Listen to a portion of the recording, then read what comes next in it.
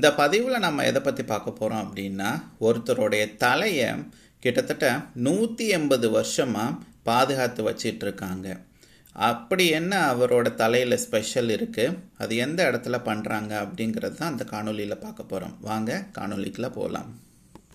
1810 வருஷம் போர்ச்சுகலில் கலீசியா அப்படிங்கிற ஒரு நகரத்தில் டியோகோ ஆல்விஸ் அப்படிங்கிறவர் பிறக்கிறாரு. இது ஒரு ஏழ்மையான குடும்பம். அவங்க குடும்பத்தில் ரொம்ப வசதி கம்மி.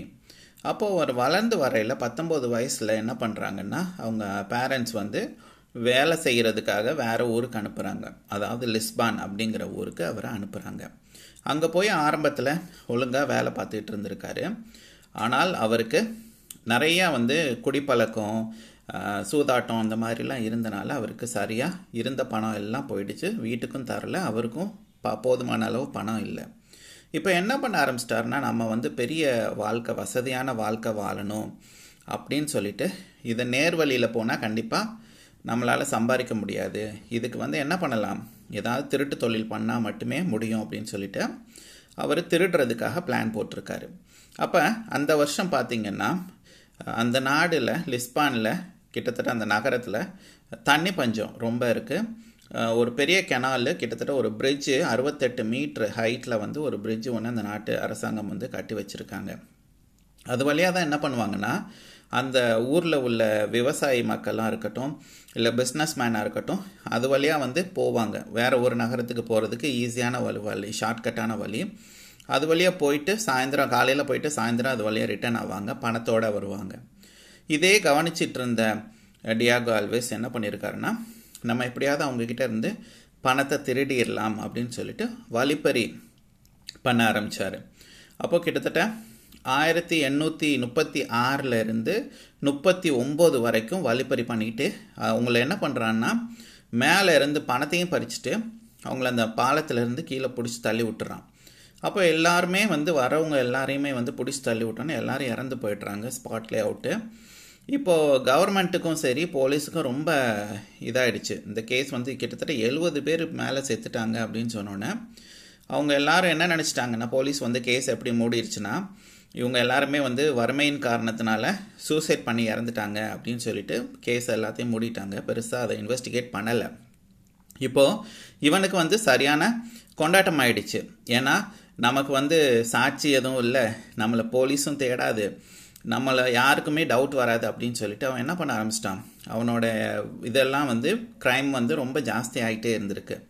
இப்போ அதிக கொலைகள் நடந்துகிட்டு இருக்கு, சூசைட் நடந்துகிட்டே இருக்குது, மக்கள் இங்கே போயிட்டு சூசைட் பண்ணிக்கிட்டே இருக்காங்க அப்படின்னு சொல்லிட்டு அந்த கவர்மெண்ட் என்ன பண்ணாங்க அப்படின்னா, அந்த பாலத்துக்கு போகிறதுக்கு அனுமதியெல்லாம் கொடுக்காம தடை பண்ணிட்டாங்க. அதை மூடிட்டாங்க, வழிகள் எல்லாத்தையும் மூடிட்டாங்க. இங்கே யாரும் டூரிஸ்டாக இருக்கட்டும், இல்லை அது வழியாக நீங்கள் ஷார்ட்கட்டாக இருந்தாலும் நீங்கள் யாரும் இதை பயணிக்கக்கூடாது, அதிகமாக எல்லாரும் சூசைட் பண்ணிக்கிறாங்க அப்படின்னு சொல்லிட்டு அந்த வழியெல்லாம் மூடிட்டாங்க. அந்த பாலத்தை மூடியாச்சு. இப்போ இவனுக்கு வழி இல்லை, எங்கே போயிட்டு நம்ம கொள்ளையடிக்கிறது, யாரும் வரமாட்டாங்க இல்லையா.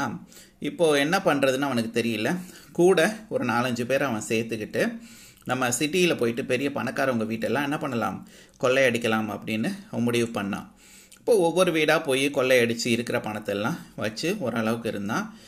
ஒரு வீட்டை போயிட்டு டாக்டர் ஃபேமிலியில் போயிட்டு கொள்ளையடிச்சிட்டு வரையில் அவங்க தடுக்க முயன்றனால அந்த வீட்டை உள்ள 4 பேரையும் கொன்னுட்டான்.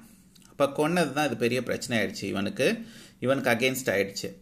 போலீஸ் இவனை மேலே தேட ஆரம்பிச்சிட்டாங்க. தேடி அவனை பிடிச்சாச்சு. பிடிச்சதுக்கப்புறம் தான் தெரியும், இவன் கிட்டத்தட்ட 70க்கும் மேலே கொலை பண்ணியிருக்கான். இந்த பிரிட்ஜிலேருந்து கீழே விழுந்தவங்க யாருமே சூசைட் கிடையாது, எல்லாமே இவன் கொண்டது தான் அப்படிங்கிறத அப்புறம் தான் இன்வெஸ்டிகேஷன் பண்ணி கண்டுபிடிச்சிருக்காங்க. கண்டுபிடிச்சதுக்கப்புறம் இவனுக்கு 1840 வருஷம் தூக்கு தண்டனை கொடுக்கலாம் அப்படின்னு முடிவு பண்ணியாச்சு. தூக்கு தண்டனை கொடுத்தாச்சு. கொடுத்ததுக்கப்புறம் இவனோட தலையை மட்டும் வெட்டி எடுத்துட்டாங்க. வெட்டி எடுத்துகிட்டு இவனோட மூளை எப்படி வேலை செய்யுது, ஏன்னா போர்ச்சுகலை பொறுத்த வரைக்கும் இவன் தான் ஃபஸ்ட்டு சீரியல் கில்லர். இதுக்கு முன்னாடி யாரும் இந்த மாதிரியான வேலைகள் செஞ்சது கிடையாது. அப்போ இவனோட மூளை எப்படி வேலை செய்யுது, எப்படிலாம் அவன் யோசிக்கிறான், இந்த குறுக்கு புத்தி எப்படி வந்துச்சு அப்படிங்கிற மாதிரி நம்ம இவனை தலையை வச்சு நம்ம ஸ்டடி பண்ணணும் அப்படின்னு சொல்லிட்டு ரிசர்ச்க்காக நான் எடுக்கலான்னு சொல்லிட்டு தனியாக என்ன பண்ண ஆரம்பித்தாங்க, ஒரு கண்ணாடி ஜாரில் போட்டு ப்ரிசர்வ் பண்ண ஆரம்பித்தாங்க. ப்ரிசர்வ் பண்ண ஆரம்பித்து ஒவ்வொரு தடவையும் அதை பாதுகாத்து வச்சுட்டே இருக்காங்க. இதை வந்து எங்கே கொடுத்துருக்காங்க அப்படின்னா லிஸ்பான்லேயே ஒரு மெடிக்கல் யூனிவர்சிட்டியில் கொடுத்து வச்சுருக்காங்க. இப்போ வரைக்கும் அந்த தலை வந்து அங்கே அப்படியே பத்திரமாக பாதுகாப்பாக வச்சிட்ருக்காங்க.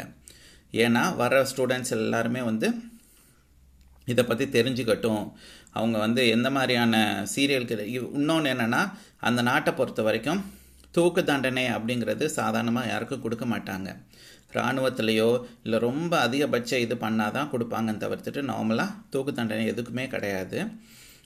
இதுதான் வந்து கடைசி தூக்கு தண்டனை அந்த நாட்டை பொறுத்த வரைக்கும். இதுக்கப்புறம் யாருக்குமே வந்து போர்ச்சுகல் நாட்டை பொறுத்த வரைக்கும் தூக்கு தண்டனை கிடையாது. இப்போ வரைக்கும் அவனோட உடம்பு அந்த தலை மட்டும் லிஸ்பான் யூனிவர்சிட்டியில் போர்ச்சுகலில் வச்சுருக்காங்க. என்னதான் நம்ம வாழ்க்கையில் குறுக்கு வழியில் போகணும்னு ஆசைப்பட்டால் கடைசியில் அவங்க வாழ்க்கை இப்படி தான் முடியும். நேர்மையாக போனோம்னா கஷ்டப்பட்டாலும் கடைசியில் நல்ல வாழ்க்கை நல்லதாக தான் முடியும். ஆனால் இந்த பாருங்கள், இந்த மாதிரியான சீரியல் கில்லராக இருக்கட்டும், இல்லை குறுக்கு வழியில் பணம் சம்பாதிக்கணும்னு நினைக்கிறவங்க எல்லாரோடைய முடிவு கடைசியில் இப்படி தான் இருக்கும் அப்படின்னு சொல்லி இந்த பதிவை நான் முடிச்சுக்கிறேன்.